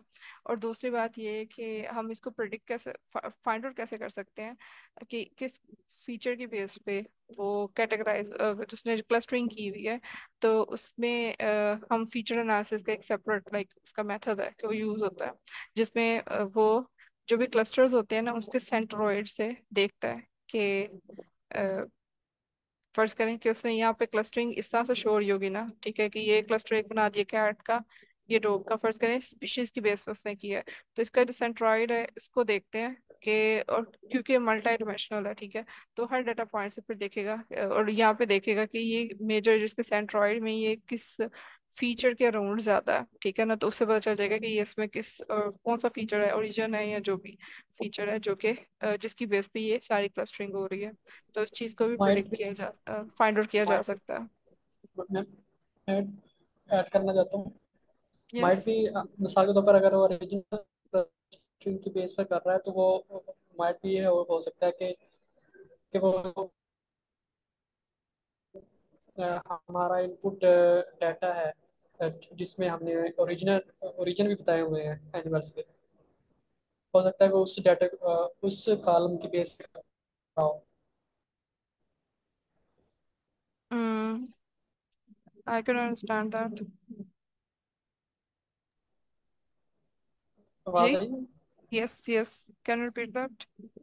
मैं ये कह रहा था कि अगर ओरिजिनल ओरिजिनल क्लस्टरिंग कर रहा है तो इसका मतलब तो ये होगा ना कि अगर हमने उसको जो डाटा दिया हुआ है, इनपुट डाटा जो है, तो उसमें जो हमने एक कॉलम उसको दिया हुआ था, फीचर एक ओरिजिन। दिया हुआ था जिसमें हमने जितने भी एनिमल्स थे उसके ओरिजिन के लिखे हुए थे कि आइदर दे आर यूरोपियन और जापानीज। तो हो सकता है उसने वो वाले कॉलम की बेस पर वो जो है क्लस्टरिंग कर दी हो, वो कॉलम उठा लिया हो। इसका मतलब तो यही होगा। ये नहीं, ये कॉलम्स तो ये सारे गिवन होंगे, राइट, स्पीशीज भी है, कलर नहीं, भी अगर है, सारे ओरिजिन हों भी है। सारे ही हों यस मिसाल यस। अगर हम सारे हों तो एक एक अगर उठाया हो तो वो मे भी इस बुनियाद पर हाँ एक वही। ही यस, ये हो सकता है कि बाकियों में शायद अगर मिसिंग वैल्यू ज्यादा है या उसमें कम है, उसमें ज्यादा अच्छा डाटा लाइक वो था, ठीक है, ज्यादा डाटा था तो इसलिए उसने शायद इस बेस पे ज्यादा लर्न कर दिया हो, ठीक है, तो उसने इस पे पैटर्न ज्यादा बना दिए। ठीक है, वो डिपेंड करता है, ये भी डिपेंड करता है कि हम अगर पैरामीटर्स में उसमें क्या एडजस्ट करें, ठीक है, हम इसमें कस्टमाइजेशन या थोड़ी सी अपने भी एडिशन कर सकते हैं, कैसे कि हमने कल देखा था कि हम नंबर ऑफ क्लस्टर्स को स्पेसिफाई कर सकते हैं, जैसे अगर हम के मींस का इसका मॉडल यूज कर रहे हैं अनसुपरवाइज के लिए, तो हम इसमें क्लस्टर्स को स्पेसिफाई कर सकते हैं कि तीन क्लस्टर्स वाला, अगर मैं स्पेसिफाई कर दूं कि फोर क्लस्टर्स बनाओ, ठीक है, तो फोर क्लस्टर्स के लिए फिर से जो बेस्ट फिट लगेगा कि वो ये है कि कलर वाला क्लस्टर कलर की बेस पे कर देगा क्योंकि उसमें फोर क्लस्टर्स बन रहे हैं। ठीक, तो इस तरह से भी वो स्पेसिफाई हम कर सकते हैं इस, तो हम वो उससे फिर फीचर कोई ना कोई स्पेसिफिक हो जाएगा। इस तरह से डिवी स्कैन एक जो मॉडल है इसका अनसुपरवाइज का, इसमें हम ये भी इसमें एक पैरामीटर है जिसकी बेस पे हम ये भी बता सकते हैं कि ये जो क्लस्टर है वो कितनी उसमें रोज हो, ठीक है, तो यानी डाटा कितना मैक्सिमम उसके अंदर हो तो वो फिर एक क्लस्टर बनाए, वरना वो इसको एज अ एनोमली कंसिडर करें या किसी और नियर बाय डाटा के अंदर उसको क्लस्टर के अंदर उसको डाल दें। ठीक, ये ना हो कि मतलब कि उसने फर्ज करो यहाँ पे कोई 50 वैल्यूज हैं उसका एक क्लस्टर बनाया, यहाँ पे 50 वैल्यूज है उसका क्लस्टर बना दिया, तो इधर एक फर्ज करिए यहाँ पे फर्ज करिए दो चार वैल्यूज पड़ी हुई है, ठीक, और उसने इसका एक अलग से क्लस्टर बनाया हुआ है। ठीक, तो वो इस जो क्लस्टर है इसमें सिर्फ 4 वैल्यूज हैं और 4 वैल्यूज का उसने एक अलग से क्लस्टर बना के वो बता रहा है। तो हम उसमें स्पेसिफाई कर सकते हैं कि अगर कम से कम 15 वैल्यूज हो तो फिर क्लस्टर बनाओ। फिर अब वो क्या करेगा कि इसमें नियर बाय वो देखेगा कि कौन सा नियर बाय क्लस्टर बनता है, तो उसके अंदर ही उसको कंसिडर करेगा कि ये इसके इसी के अंदर आ रहा है। ठीक। ठीक इस तरह से उसके ये वाला क्लस्टर फिर नहीं बनेगा, क्योंकि हमने 15 थ्रेशोल्ड का, इसमें 4 वैल्यूज हैं। तो या तो नियरेस्ट वाले को कंसिडर करेगा कि नियरेस्ट कौन सी है उसमें डाल दूं। ठीक है, फर्ज करें कि अब ये वाला इस ग्रुप में आ गया और ये वाला इस ग्रुप में आ गया, और अभी जो ये अगर फर्ज करें थोड़े डिस्टेंस थे तो ये फिर अब आउटलायर्स में कंसिडर हो जाएंगे कि ये दो आउटलायर्स हैं। ठीक। सो ऐसे वो ये मैम हम जब स्पेसिफाई कर सकते हैं। मैम आउटलायर्स को अनोमली भी कह सकते हैं। यस। यस कह सकते हैं, मगर ज्यादा वो जो वर्ड यूज होता है ना इसमें वो एनोमली डिटेक्शन है, कि जो मतलब अगर मैं बता रही थी कि इसमें 3 जो टाइप्स में आता है, सब टाइप्स कहने के डिफरेंट फ्लेवर्स हैं इसके अनसुपरवाइज में, उसमें ज्यादातर वो एनोमली डिटेक्शन का वर्ड यूज होता है, कि क्लस्टरिंग एसोसिएशन और एनोमली डिटेक्शन है। राइट। तो हाँ एनोमली हमें पता क्या है, तो वो आउटलायर ही है। ठीक। अब जैसे उसने यहाँ पे एक आइरिस का डेटा सेट है, तो हमें नहीं पता कि ये इसमें अब क्या, उसने सिर्फ पेटल लेंथ और पेटल विड्थ दी हुई है। तो अब उसने जो क्लस्टर मुझे यहाँ पे शो किया ना के मींस के, उसने यहाँ पे कुछ ये कितनी कैटेगरीज बन रही हैं, ये 1 2 3 4। ठीक है, रेड है, ये ऑरेंज और ये sky blue sir blue D blue. ठीक है, तो ये 4 कैटेगरीज उसने बनाई है, तो वो पॉसिबली उसने ये देखा होगा कि कॉम्बिनेशन डिफरेंट के पेटल लेंथ और पेटल विड्थ के हिसाब से उसने जो उसको लगा कि 3 4 डिफरेंट क्लस्टर्स हैं वो। ठीक है, लेकिन अगर मैं के मींस में क्लस्टर स्पेसिफाई कर दूं कि 3 हो, ठीक है, पहले मैंने 4 क्लस्टर स्पेसिफाई किया था तो उसने 4 के हिसाब से पैटर्न स्टडी करके मुझे 4 डिफरेंट ग्रुप्स बता दिए। अब मैं अगर उसे कहती हूँ कि 3 क्लस्टर्स की बेस 3 क्लस्टर्स बनाओ अनसुपरवाइज में, तो वो फिर अब उसने 3 के हिसाब से ये इस तरह से क्लस्टर बनाया। और मोस्ट प्रोबेबली जो 3 क्लस्टर्स इसने बनाए हैं, इसमें 3 स्पीशीज हैं आइरिस की, जो वर्सिकुलर सितोसा रिजिनिका। ठीक है, तो ग्राउंड ट्रूथ भी यही है कि ये 3 अलग स्पीशीज हैं, तो डेफिनेटली उसने फिर ना उसको 3 उन क्लस्टर्स बेस पे स्पीशीज की बेस पे करती है। ठीक। सो इस तरह से हम इसके अंदर थोड़ी सी वेरिएशन ला सकते हैं और खुद भी सिम्प्लीफाई कर सकते हैं कि कितने नंबर ऑफ क्लस्टर्स हो के मींस के थ्रू। अब एनोमली डिटेक्शन जो है, इसमें क्या हो रहा है कि एनोमली डिटेक्शन में anomaly is alternative word of like outliers. ठीक, तो इसमें आउटलायर वही होता है जो कि बाकी सबसे डिफरेंट हो। फॉर एग्जांपल, अब मैंने अगर कोई भी इसमें वो नंबर ऑफ ग्रुप्स वगैरह भी स्पेसिफाई नहीं किए, मैंने ऐसे ही एक आइरिस का डाटा सेट लिया था। ठीक, और उसमें मैंने उसे जब उस पे ये अनसुपरवाइज लर्निंग का मॉडल अप्लाई किया। ठीक, तो इसमें ये 2 शो हो रहे हैं प्लॉट। ठीक है, कोई आउटलायर फॉर एग्जांपल उसमें इस डाटा सेट में था। ठीक, तो अभी 2 क्यों छोड़े हैं कि उसने कहा होगा कि बाकी सारा डाटा इधर है और आउटलायर एक बिल्कुल उसकी वैल्यू इधर है, तो वो एक ये पॉइंट इधर आ गया और बाकी सारा जितना डाटा था ना उसने इसके यहाँ पे शो करवा दिया हुआ है। तो यहाँ पे अब जैसे ही वो मैंने वो आउटलायर रिमूव किया यहाँ से, तो अब उसने बाकी का जो डाटा था ना, ठीक, उसको उसने फिर उसमें से अब बाकी अब वो हमारे डाटा और आउटलायर की में ग्रुपिंग करने की बजाय अब वो डाटा के अंदर से उसने जब ग्रुपिंग की, रिमूव आउटलायर रिमूव करने के बाद, तो फिर ये इस तरह से हमें शो हो रहे हैं कि 2 सेपरेट ग्रुप्स बन क्लस्टर्स बन गए। ठीक है, तो अब इस तरह से यानी हमें एनोमली डिटेक्शन इजीली हो सकती है कि कोई एक ऐसी वैल्यू है जो कि बिल्कुल पैटर्न से हट के आ रही है। ठीक, तो हम उसे डिटेक्ट करके जब उसे रिमूव करेंगे तो हमें वो एग्जैक्टली सही सही रिजल्ट हमें फिर वो बताना शुरू कर देगा पैटर्न स्टडी करके। जैसे आप एनोमली डिटेक्शन की यूज केसेस क्या है कि अगर कोई ऐसी मतलब कि मैं फर्ज करने के यहाँ पे हम क्लास वो जो है क्लस्टरिंग कर रहे थे, और उसमें कोई ऐसा फर्ज करें कि फ्रॉड की ट्रांजैक्शन थी, स्कैम ट्रांजैक्शन थी, जो कि बैंक ने अलो कर दी। ठीक है, या उनके सिस्टम ने अलो कर दी। और वो जो ट्रांजैक्शन थी, ट्रांजैक्शन के बाद लाइक वो अब हमारे सिस्टम में यहाँ पे डाटा सेट में शो है कि ये ट्रांजैक्शन है। मैंने जब ट्रांजैक्शन को प्लॉट किया, मगर क्योंकि उसमें एक आधी ट्रांजैक्शन ऐसी थी जो असल में तो स्कैम थी, लेकिन उसने इसको पॉजिटिव कह के ना कि ठीक है ये ट्रांजैक्शन, तो उसे बाकी ट्रांजैक्शन के साथ जो बिल्कुल ठीक ट्रांजैक्शन है उनके साथ डाला हुआ था। लेकिन अब जो बिल्कुल ठीक जो ट्रांजैक्शन थी जो कि सही वाली थी वो इस कैटेगरी में, और एक आउटलायर जो बिल्कुल एक फ्रॉड ट्रांजैक्शन था, ठीक है, स्कैम था जो, ठीक है, तो वो इधर आ रहा होगा। तो हमें पता चल जाएगा कि ये एक असल में एक स्कैम थी वैल्यू, ठीक है। लेकिन उसने असल में इसको गलती से वो सिस्टम के अंदर आ गई है कि असल में उसने ट्रिक कर गई है सिस्टम को, और वो हमारे वो सक्सेसफुली हो गई कंप्लीट, तो हमारे डाटा में इतना छोड़ दिया। और जब मैं इसको रिमूव करूंगी सॉफ्टवेयर को, तो फिर ये हमें प्रॉपर कैटेगराइज करके डाटा आ जाएगा, ठीक है। तो इस तरह से एनोमली डिटेक्शन इजी हो जाती है, हमें हेल्प कर सकती है कि हम कोई भी ऐसी फ्रॉड की जो ट्रांजेक्शन है जो हमें ट्रिक करके सिस्टम हुए, तो वो हमें यहाँ से पिन पॉइंट हो सकता है, सुपरवाइजर से पिन पॉइंट कर देगी। यहाँ पे कोई ऐसी डिवाइस है, अगर हम ये डिस्कवर करना चाहते हैं कि कौन सी डिवाइस जल्दी खराब होगी या कौन सी ज़्यादा देर चलेगी, ठीक है, या कौन से ऐसे पेशेंट्स हैं जो कि किसी भी जो खतरनाक डिजीज है उसके को रेजिस्ट कर सकते हैं, कि उनकी इम्यूनिटी ज्यादा है, ठीक है, कि उसमें वैसे मेडिसिन नहीं इफेक्ट करी है जो भी, लेकिन उनकी नेचुरल इम्यूनिटी या फिटनेस इतनी है कि वो उसको रेजिस्ट कर सकते हैं। तो ऐसे यानी जो पैटर्न से बिल्कुल हटके जो आएंगे, तो डेफिनेटली ये यूज केसेस हैं जिनमें नॉर्मली डिटेक्शन हेल्पफुल हो सकती है।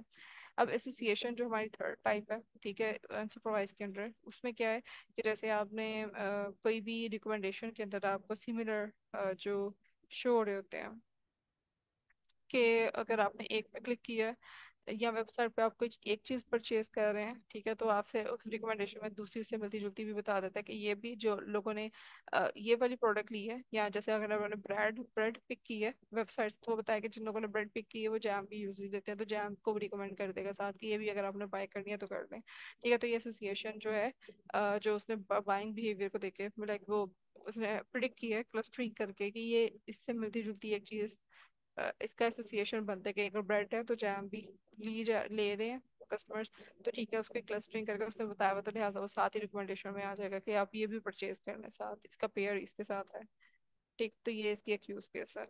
अब जब मैंने सारी टेस्टिंग ट्रेनिंग कर दी, ठीक है, उसके बाद मैंने इवेलुएट करना है, ठीक। तो इवेलुएशन करते हुए दो चीजें होती हैं, लाइक अगर जब हमें पता चलता है कि लाइक ट्रेनिंग में को अगर कोई इशू आए, तो वो या तो ओवर फिटिंग का हो सकता है या अंडर फिटिंग का हो सकता है, ठीक है, जिसकी वजह से मैं इवेलुएशन से लाइक लाइक मुझे हो के स्कोर अच्छा नहीं आया। कैसे कि हो सकता है कि जो ओवर फिटिंग क्या होता है, ओवर फिटिंग में होता है कि ट्रेनिंग डाटा में तो बहुत अच्छा परफॉर्म किया उसने, लेकिन जो टेस्टिंग डाटा था उस पर फिर पुअर परफॉर्म किया। यानी ट्रेनिंग डाटा क्या था कि पहले मैंने उसे जो डाटा दिखाया हुआ था, ठीक है, जिसमें मैंने आंसर्स भी साथ उसको बताए हुए थे, ठीक, तो उसी में से मैंने दोबारा उसमें से उससे जब सवाल पूछे ना कि तुमने ट्रेनिंग कर ली है, ठीक है, तो उसके बाद मैंने उसे उसी ट्रेनिंग डाटा सेट में से ही सवाल भी पूछे, ठीक है, अननोन सवाल पहले देने के बजाय उसे ट्रेनिंग में से सवाल पूछे, तो उसने बड़े सही जवाब दिया ना ये। लेकिन अब मैं टेस्टिंग में से जब सवाल पूछूंगी जो इसने जो इसको मतलब के जो उसने पहले नहीं देखे हुए बिल्कुल ही, ठीक है, पहले उसी में से जिसमें से जो फॉर एग्जाम्पल जो हम किताब पढ़ रहे हैं, ठीक है, उसी में से सवाल भी आ जाए तो हम लोग पहले पढ़े हुए हैं, ठीक है, तो हम उसी में से एक दफा पहले कि कितना अच्छा याद किया, ठीक, उसके बाद टेस्टिंग में वो वाले बिल्कुल सवाल आ जाए जो आपने बिल्कुल नहीं पढ़ाया आपको और वो अननोन हो, ठीक है, तो अब जितना अच्छा ट्रेनिंग हुई होगी उसी बेस पर टेस्टिंग अच्छी होगी, ठीक है, तो वो अननोन के सवाल भी फिर अच्छे दे देगा। तो जैसे इस केस में उसने यहाँ पे प्रिडिक्ट किया तो स्कोर अच्छा आया, ठीक है, उसने सारे तकरीबन जो वैल्यूज थी ना अननोन, ठीक है, उसका वो सारी इसने इस लाइन के अंदर फिट बैठ रही है, ठीक है, और क्लिक करके वो बता रहा है कि ऑलमोस्ट ये 98% स्कोर आएगा इसमें। तो ये मतलब कि अब टेस्टिंग और ट्रेनिंग में अब दोनों में अच्छा परफॉर्म किया है इस कोड ने, ठीक, लेकिन यहाँ पे अब मैं ओवरफिटिंग के केस में क्या होता है कि वो ट्रेनिंग में तो अच्छा परफॉर्म कर रहा है लेकिन टेस्टिंग करते हुए वो पुअर बहुत ही पुअर परफॉर्म करता है, ठीक। तो एक्यूरेसी क्या होती है कि जब हम इवेलुएशन के स्टेप पे आते हैं तो एक्यूरेसी या जो भी मैट्रिक हम यूज कर रहे होंगे उसका स्कोर बहुत ही गंदा आएगा, ठीक। तो हमें पता चल जाएगा कि उसने जो बेशक ट्रेनिंग अच्छी की है लेकिन उसने रट्टा मारा था, उसने पैटर्न को अच्छा तरीके से समझा नहीं, और जब हम उसे अननोन सवाल आए हैं तो उसने वो फेल हो गया, ठीक है, मॉडल उसने रटा मारा हुआ था, ठीक है, उसने सारा डाटा ही एज इट इज ही याद कर दिया, और उसमें से जब सवाल आए ट्रेनिंग के अंदर से तो उसने बहुत अच्छा, लेकिन जब उसे अननोन सवाल आए हैं अनसीन तो उसमें वो लाइक उसे पता चल गया कि पैटर्न तो स्टडी नहीं किया था, मेन मकसद ये है कि मशीन लर्निंग पैटर्न स्टडी करे, ठीक है, तो तब उसके बाद उसे अब उसे एज इट इज डाटा ही उसे का क्रैम कर लिया तो वो it will not be helpful, कि वो प्रिडिक्शन फिर डेफिनेटली उसमें रोंग आएगी। तो फिर जब अब इसमें मॉडल की परफॉर्मेंस का, अब इसकी ओवर फिटिंग की इलिस्ट्रेशन उसने ये बताई है। अब इसमें जो अ, दो लाइन से प्रिडिक्ट उसने कह लो कि फिटिंग की है, क्लासिफाई किया है, तो मतलब कैटेगरीज को, एक साइड पे ब्लू वाले पॉइंट्स, एक साइड पे रेड वाले पॉइंट्स हैं। और इनको सेपरेट करने के लिए जो लाइन है, एक ग्रीन वाली है और एक ब्लैक वाली है। ठीक है, दो लाइंस है हमारे पास, एक ग्रीन वाली है और एक ब्लैक वाली है। तो इन दोनों में से कौन सी ज्यादा अच्छी लग रही है? तो आपको लगता है कि कौन सी सबसे बेटर है? Green.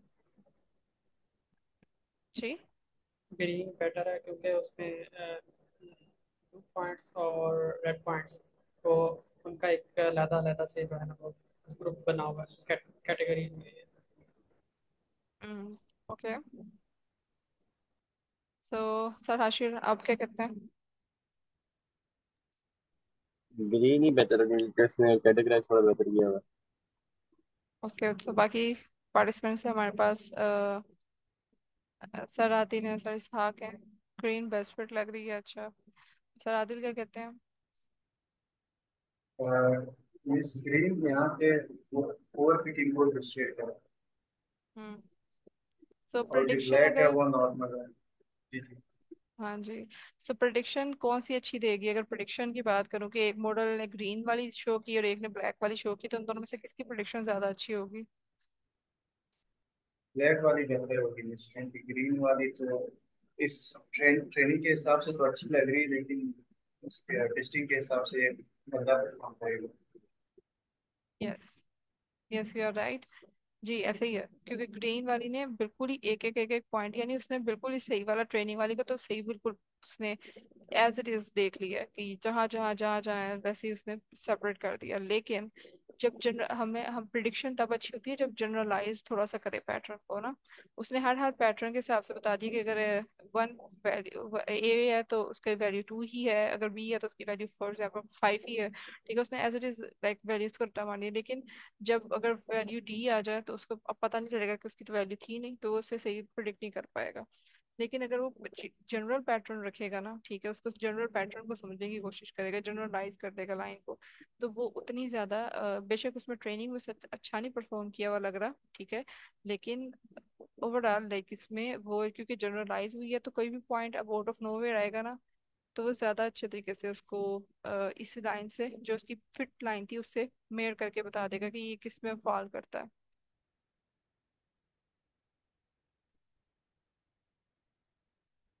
I hope it's clear. Sir हमारा आपको क्लियर है? बाकी सब पार्टिसिपेंट्स को? यानी कि आपका कहना है कि जी। यानी कि मैम आपका कहने का मतलब कि ये जो है ये ये जो ओवर फिटिंग जो है नहीं है, अगर ब्लैक वाले में ओवर फिटिंग नहीं है उसने की। यस, उसने जो बेस्ट फिट पॉसिबल लाइन थी ना वो उसने ड्रॉ की है, जो कि जनरलाइज भी है थोड़ा सा ना पैटर्न। अगर जितनी ज्यादा स्पेसिफिक होगी इसका मतलब वो प्रोडिक्शन में अच्छी नहीं है, वो ओवर फिटिंग में जा रही है। ठीक, तो जितनी जनरलाइज होगी फिर अननोन जब हम टेस्टिंग में इसके पॉइंट देंगे तो वो इसको सही तरीके से प्रिडिक्ट कर लेगी। लेकिन अगर मैं उसको मतलब जनरलाइज नहीं रखती, स्पेसिफिक कर दूंगी, तो फिर वो अननोन पॉइंट के ऊपर प्रिडिक्ट नहीं सही कर पाएगी, तो इसलिए फिर वो बुरा स्कोर करेगी। ठीक, तो अब इसी केस में इसी तरह से यहाँ पे भी उसने जो एक्यूरेसी है, लाइक उसने अपेरेंटली यहाँ पे देखने में अब क्या लग रहा है कि ओवर फिटिंग के यहाँ पे, और इसलिए इसके अगेंस्ट जो एक कॉन्सेप्ट होता है वो अंडर फिटिंग का कॉन्सेप्ट है। अंडर फिटिंग में क्या होगा?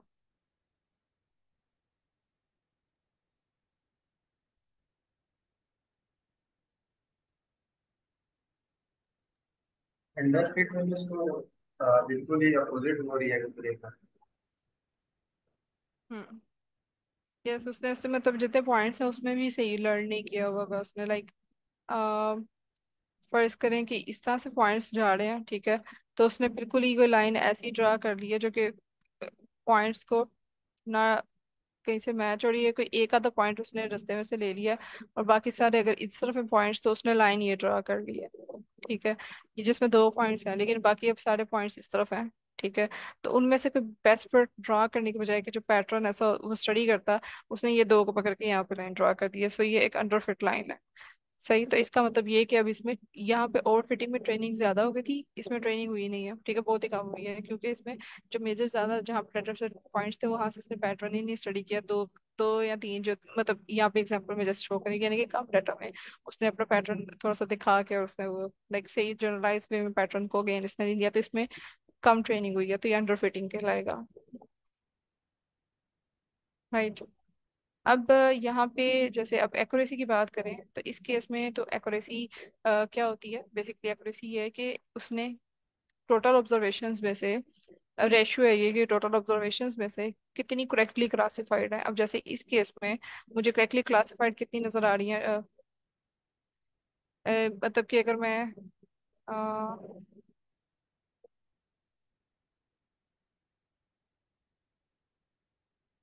यहाँ पे देखूं तो उसमें हमने देखा था कि सिर्फ ये दो जो हैं वो एक दो बस ऊपर नीचे हुई है। जैसे यहाँ पे एक रेड वाली है जो ब्लू की तरफ जा रही है, और एक ब्लू वाली है जो कि रेड की तरफ आई हुई है। तो तकरीबन ये दो या तीन ही, ये जैसे ब्लू वाली थोड़ी सी नीचे आई हुई है, ठीक है, तो दो या तीन ही ऐसी हैं जो कि रोंगली क्लासीफाई की हुई है उसने, और बाकी सारी जो है वो सही है। ठीक, तो इसलिए उसने एक्यूरेसी स्कोर यहाँ पे 48/50 जब किया तो 96% एक्यूरेसी आ गई है।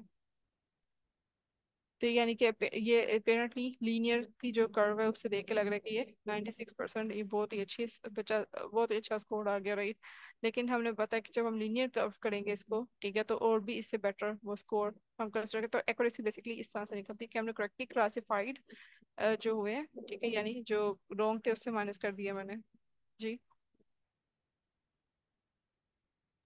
इस यस केस सर। में अगर हम पॉलिनोमियल क्लासिफायर लगाते तो वो ओवरफिट के उसमें आता है। नहीं नहीं नहीं, वो फिर इससे भी ज्यादा इंक्रीज करेगी एक्यूरेसी, और वो भी ठीक होगा, लाइक वो ओवरफिट नहीं होगा। आ, वो भी लाइक उसमें वो मैक्सिमम उसमें भी वो कर्व, यूजली हम कर्व ही प्रेफर करते हैं। उसमें तो एक्यूरेसी 100% आ जाता है पॉलिनोमियल हाँ, लगाते यस हैं। यस। लेकिन ये इट्स जस्ट एन एग्जांपल कि एक्यूरेसी निकालते कैसे हैं, अभी फिलहाल के लिए यही वो लेके चल रहा है, राइट। कि लीनियर क्लासिफायर लगाइए और एक्यूरेसी कैसे निकालते हैं, ये एक्यूरेसी आ गई है, ठीक। लेकिन अब यही वाला केस मतलब कि 96% एक्यूरेसी है, इट लुक्स फाइन, लेकिन अगर एक्यूरेसी का एक एग्जांपल लाइक ये पेनल्टी, ये भी ठीक है, ठीक है कि 96% accuracy, of course it is acceptable कि 96% is a big amount, right. लेकिन कुछ केसेस ऐसे होते हैं कि जिनमें लाइक लिमिट्स ऑफ एक्यूरेसी क्या है कि अब फ्रॉड की फर्ज करें एग्जांपल ले लें। अब इफ इसे फ्रॉड के केस में इसने क्लासिफाई किया हुआ रेड और ब्लू को,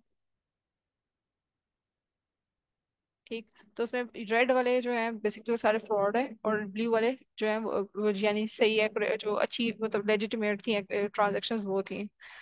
तो इस केस में जो लेजिटिमेट ट्रांजैक्शंस थी ब्लू वाली, वो सारी तो ब्लू वाले सेक्शंस में है, लेकिन जो रेड वाले तीन थे इसमें फ्रॉड के केसेस, ठीक, उसमें से उसने प्रिडिक्ट किया जो किया ना कि फ्रॉड में वाकई उसने कैटेगराइज किया वो एक है। तो अगर मैं इस केस में एक्यूरेसी निकालूं तो आ रही है 93.33%। Is it a good metric in that case? Minus. क्यों? क्योंकि अगर हम इसको देखें, टोटल टोटल इसमें तीन थे, तो हम्म। इसने सिर्फ 30% ही कैच किया, बाकी ऑलमोस्ट 60% तो इसने छोड़ दिया वैसे। यस, बिकॉज अब इस केस में जब इतना सेंसिटिव केस है फ्रॉड का, तो उसमें सिर्फ यूजली लाइक होंगी ट्रांजेक्शन, ज्यादातर ट्रांजेक्शन तो सही जाती है, कुछ कुछ ही बीच में आती है ना जो स्कैम होती है, ठीक है। तब उसमें से उसने जो स्कैम ट्रांजेक्शन थी वो है ही तीन थी, और तीन में से उसने सिर्फ एक को सही प्रिडिक्ट किया और बाकी को उसने समझा है कि वो ठीक है ट्रांजेक्शन्स, ठीक है, यानी एक स्कैम ट्रांजेक्शन को उसने कह दिया कि ये एक अच्छी लेजिटिमेट ट्रांजेक्शन है, और उसने बाकी उसमें क्लासिफाई कर दिया। सो दैट मीन्स कि ये अब अपेरेंटली इसका स्कोर तो अच्छा आ रहा है 93.3%। जो एक्यूरेसी के हिसाब से अगर बात की जाए, यानी उसने एक्यूरेसी में वो ये चीज़ नहीं ना कंसिडर कर रहा कि रोंग ये जो मिस हुआ है डाटा, ठीक है, वो ये कंसिडर करता है कि टोटल करेक्ट वैल्यूज कितनी है, तो टोटल करेक्ट जितनी भी थी जो उसने सारी करेक्टली प्रिडिक्ट की है, ठीक है, ये वाली सारी और ये की इंक्लूडिंग दिस वन एज जो कि उसने प्रिडिक्टिव फ्रॉडलेंट में किया, ठीक है, तो ये सारी जितनी एक्यूरेट प्रिडिक्शंस थी आउट ऑफ 30, तो 28/30 किया, तो ये तो अच्छी एक्यूरेसी स्कोर आ गया। सो इसका मतलब तो ये पेरेंट नहीं कह रहे कि बहुत अच्छा है ये वाला मॉडल, इस पे काम कर जाएगा, लेकिन रियल लाइफ में अगर ये अप्लाई किया तो मतलब कि नुकसान होगा उल्टा काफी ज्यादा, क्योंकि ये असल में अच्छा नहीं है, क्योंकि उसने तीन ही तो फ्रॉड के केसेस थे, उसमें से सिर्फ एक को प्रिडिक्ट किया सही और बाकी को उसने निकाल दिया। तो अगर हम फ्रॉड के हिसाब से देखें तो उसकी डाटा ही तीन थे, तो करेक्टेड अगर ज्यादा बाकी नॉर्मल वाली ट्रांजैक्शंस हैं तो उसका इस तरह से एक्यूरेसी पे वो इम्पैक्ट, वो एक्यूरेसी स्कोर इसके लिए बेस्ट फिट नहीं है, फिर इसका मतलब है। तो इसलिए फिर हम फिर कंफ्यूजन मैट्रिक्स को यूज करते हैं। इसमें हम जरा क्लासिफाई करेंगे चीज़ों को। ठीक, तो आप मैं आप में से लोगों को कॉन्सेप्ट है काफ़ी बच्चों का, आई होप कि होगा कि false positive false negative, true positive true negative. ठीक है, ये क्या है? मैम नहीं, काइंडली बता देंगे। नहीं नहीं, हमने पढ़ा हुआ है सर। कंफ्यूजन मैट्रिक्स पढ़ा है या हमने? नहीं, कंफ्यूजन मैट्रिक्स नहीं पढ़ा, मैं टर्मिनोलॉजीज पूछ रही हूँ कि हमने ट्रू पॉजिटिव पढ़ा हुआ है, फॉल्स पॉजिटिव क्या होता है, ये वर्ड्स यूज हुए हैं पहले। फॉल्स पॉजिटिव, ट्रू नेगेटिव और फॉल्स नेगेटिव, ये टर्मिनोलॉजीज तो पढ़ी हुई है ना हमने पहले। जी मैम पढ़ी है। बाकियों का आइडिया है इस वाले से? टेस्टिंग, सर स्नैन आप क्या कह रहे हैं? Testing, can you tell? Okay sir Adil, can you explain?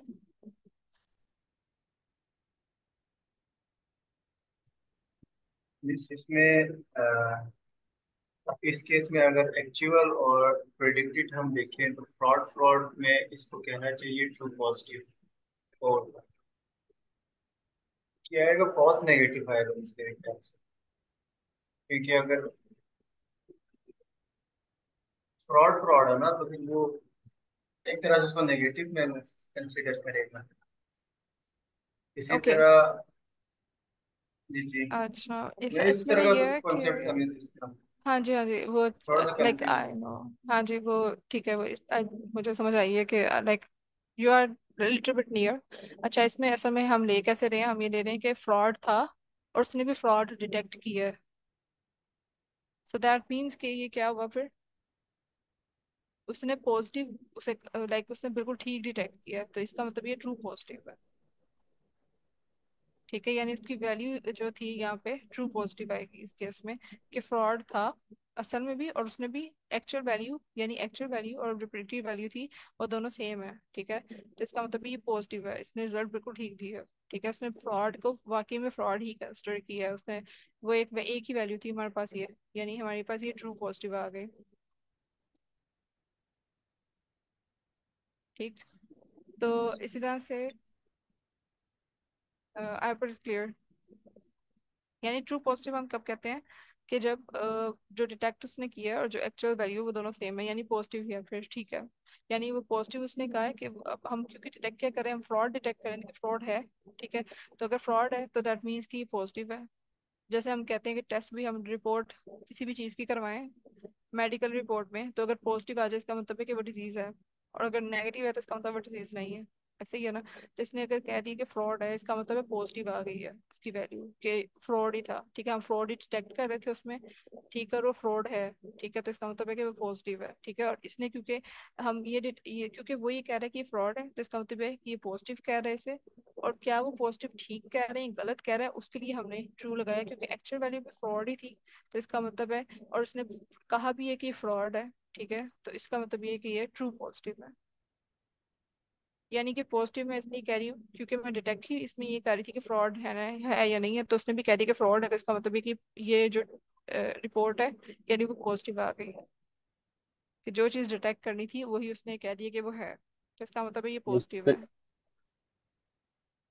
Yes, ji sir. इससे क्या होगा, फिर पॉजिटिव होगा फिर। यस, फिर ये यानी यहाँ पे पॉजिटिव और ट्रू क्यों कह रहे हैं, क्योंकि एक्चुअल वैल्यू भी यही थी और इसने जो प्रिडिक्ट किया वो भी यही थी, तो इसलिए ट्रू पॉजिटिव। ठीक, तो इसी तरह से जो अगर अब नेक्स्ट वाली देखें, और के साथ फिर जो इससे नीचे वाला जो है वो पॉजिटिव।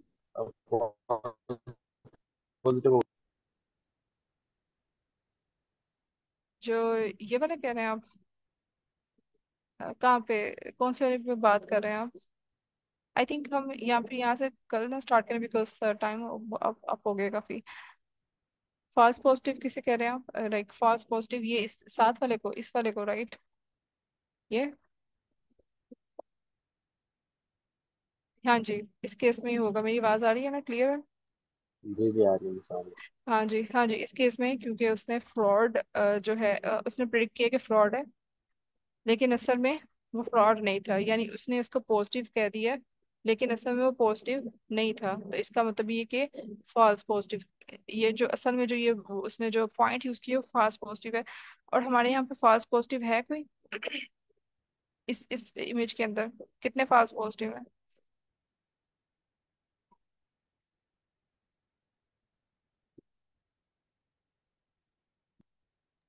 दो है बस। कोई भी नहीं है बस। जी, कोई भी नहीं है, क्योंकि उसने किसी को भी ऐसा फ्रॉड नहीं किया। यानी यहाँ पे अब फ्रॉड वाली जगह पे उसने कोई ब्लू लाइन, ब्लू वाला पॉइंट होता तो फिर हम कहते कि उसने एक जो लेजिटिमेट थी उसको उसने रोंगली, जो असल में फ्रॉड नहीं थी, ब्लू वाला पॉइंट कोई आता है इसमें, ठीक है? तो हम कहते हैं कि जो फ्रॉड नहीं थी वो वाली इसने फ्रॉड कह दी है, तो यानी इस रेड रीजन के अंदर उसने डाली हुई है। तो ऐसा कुछ भी नहीं है यहाँ पे, कोई फॉल्स पॉजिटिव नहीं है। मैम इसको सो फॉल्स नेगेटिव नहीं कहेंगे? मिसाल के तौर पर अगर ये नेगेटिव। ब्लू, क्योंकि फ्रॉड, एक तो उसने फॉल्स किया यानी झूठ बोला है कि जो ये वाली बात झूठ बोली है कि जो फ्रॉड नहीं था उसको उसने फ्रॉड कंसीडर किया है, ये फॉल्स हो गया। और नेगेटिव ये कि अच्छा पॉजिटिव इस वजह से उसे कहेंगे कि वो फ्रॉड नहीं था तो उसने फ्रॉड कंसीडर कर लिया है, पॉजिटिव इस वजह हम्म। से। ओके, सो एक तो टर्मिनोलॉजी है ना पॉजिटिव और नेगेटिव की, ठीक है? वो उसी तरह ही है जैसे रिपोर्ट आती है और हम कहते हैं कि डिजीज थी, उसे एक बंदे को हमने वायरस के अगेंस्ट उसके को देखा, रिपोर्ट आई है, ठीक है? फर्स्ट करें मैंने मलेरिया की करवाई है रिपोर्ट, तो उसने मलेरिया के अगेंस्ट उसका देखा, टेस्ट किया कि वायरस है या नहीं है। तो मलेरिया की क्योंकि रिपोर्ट थी, ठीक है, तो अगर उसके अंदर वो हमें वायरस उसको डिटेक्ट हो गया ब्लड के अंदर, ठीक है, फर्स्ट करें, तो उसने कह दिया कि ये पॉजिटिव रिपोर्ट आई है, तो इसका मतलब है कि उसे मलेरिया है। ऐसे ही कहते हैं ना हम, ठीक है? यहाँ इसको नेगेटिव रिपोर्ट आई है, यानी कि उसे वो डिजीज नहीं है जी मैम। जिसके हमने टेस्ट कर रहे थे। तो इस केस में हम टेस्ट क्या करेंगे? फ्रॉड को डिटेक्ट करना है, फ्रॉड की, फ्रॉड जो थी ना, स्कैम ट्रांजेक्शन, उसको डिटेक्ट करना है। तो हम फ्रॉड को टेस्ट कर रहे हैं। तो अगर फ्रॉड, वो रिपोर्ट ये कहती है, अभी हम ये नहीं देख रहे कि रिपोर्ट सही कह रही है या गलत कह रही है, अभी हम सिर्फ ये कह रहे हैं कि रिपोर्ट क्या कह रही है, पॉजिटिव या नेगेटिव में उसने बताना है। तो अगर यहाँ पे यानी अगर कोई मॉडल मुझे कहता है कि ये वाली ट्रांजैक्शन फ्रॉड है, तो इसका मतलब ये है कि इसके लिए वो जो पर्टिकुलर है वो पॉजिटिव है, ठीक है? यानी वो सिर्फ, यानी वो अगर इस केस के लिए, यानी उसने एक जो पॉइंट दिया हुआ है, तो इसका मतलब ये है कि उसने ये इसको पॉजिटिव ये वैल्यू दी है, यानी पॉजिटिव आया उसका इस पॉइंट के लिए। जो मॉडल है वो कह रहा है, मॉडल का जो रिपोर्ट आई है वो पॉजिटिव है इस पॉइंट के लिए, ठीक है? अब मैं ट्रू और नेगेटिव क्यों लगा रही हूँ? वो इसलिए लगा रही हूँ कि क्या असल में वो जो रिपोर्ट आई थी, ठीक है, क्या वो सही भी थी या नहीं थी? तो ट्रू और नेगेटिव लगा रही हूँ। तो अगर वो पॉजिटिव कह रहा है, यानी वो कह रहा है कि ये फ्रॉड है, और वो वाकई में इस रेड रीजन के अंदर ही आ रहा है, सो देन दैट मीन्स कि ये सही बात कह रहा है, क्योंकि रेड उसने वो उसके लिए बताया हुआ था, ये फ्रॉड के लिए थी, राइट? रेड, और ये असल में भी रेड ही है। असल में जो डाटा पॉइंट्स हैं इसमें से देखती हूँ ना कि डाटा पॉइंट का कलर रेड है तो वो असल में फ्रॉड है, और जो ब्लू है इसका मतलब है कि वो लेजिटिमेट वैल्यू है। तो उसने भी जो प्लेन यहाँ पे प्रिडिक्शन के लिए मॉडल ने लगाया ना, और उसने यहाँ पे जो फ्रॉडलेंट बताई ये वैल्यू, ठीक है, जो उसने प्रिडिक्ट किया कि हाँ ये फ्रॉड है, तो वो इसके अंदर आ रही है। तो ये वाली जो वैल्यू है, यानी उससे जो प्रिडिक्शन की है उसने भी प्रिडिक्ट किया कि ये पॉजिटिव है, और ये असल में भी इसका कलर रेड है जो कि फ्रॉडलेंट को बताता है, ठीक है? तो इसका मतलब ये है कि असल में भी वो रेड थी कलर में पॉइंट उसका, और इसने प्रिडिक्ट भी जो रिपोर्ट दी है वो भी पॉजिटिव दी है। Yes, yes, I also wanted to say that, लेकिन क्वेश्चन था सो आई जस्ट कंटिन्यूड। लेकिन यस, हम यहीं से कंटिन्यू करेंगे, तो अगर आप लीव करना चाहें तो करते हैं, बस मैं जस्ट ये क्वेश्चन का आंसर क्लियर कर देती हूँ। आई होप ये क्लियर हो गया होगा वैसे सर आपको, कि अभी यहाँ पे इसको पॉजिटिव को फिर हम कहेंगे कि ट्रू पॉजिटिव है, ठीक है? क्योंकि रिपोर्ट में भी उसने कह दिया कि ये फ्रॉड है, और असल में भी ये वाकई फ्रॉड ही है, इसके कलर भी वही था। तो इसलिए वो सही है, ट्रू पॉजिटिव। तो यहीं से आगे हम फिर कंटिन्यू करते हैं कल इंशाल्लाह। Okay okay. ऑलराइट देन, अल्लाह हाफिज। हाँ, yes, अल्लाह हाफिज।